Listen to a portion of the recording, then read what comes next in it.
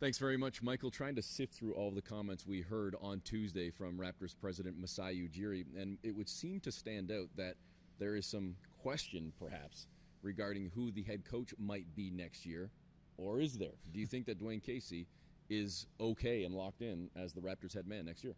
I'm very confident that he is going to be back, and that's based on comments Masai Ujiri has made publicly, other conversations I've had privately within the organization.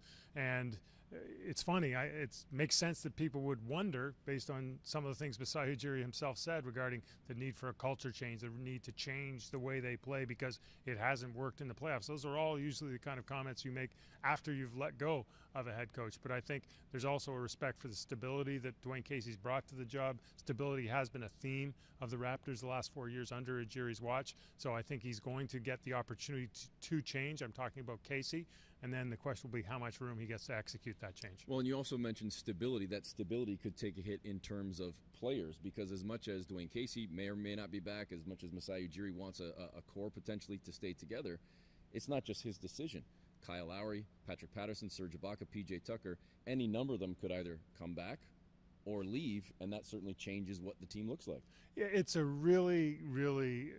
it's a whole collection of moving parts, and when that puzzle comes together is really going to be interesting to watch. And I think you make the point that Kyle Lowry is the key piece, and it's going to be a negotiation. Kyle Lowry is looking for term and money.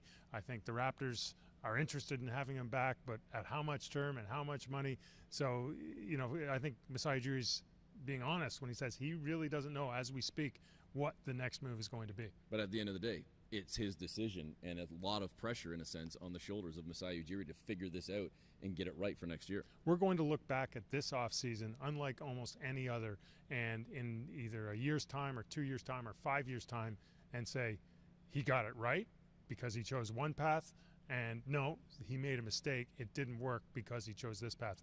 And that's, I think Masai Ujiri enjoys that risk. He enjoys that challenge, but it is going to be the most important offseason of his career in Toronto. Well, it certainly seems right now, early May, not much clear, but perhaps the picture becomes a lot more clear come July.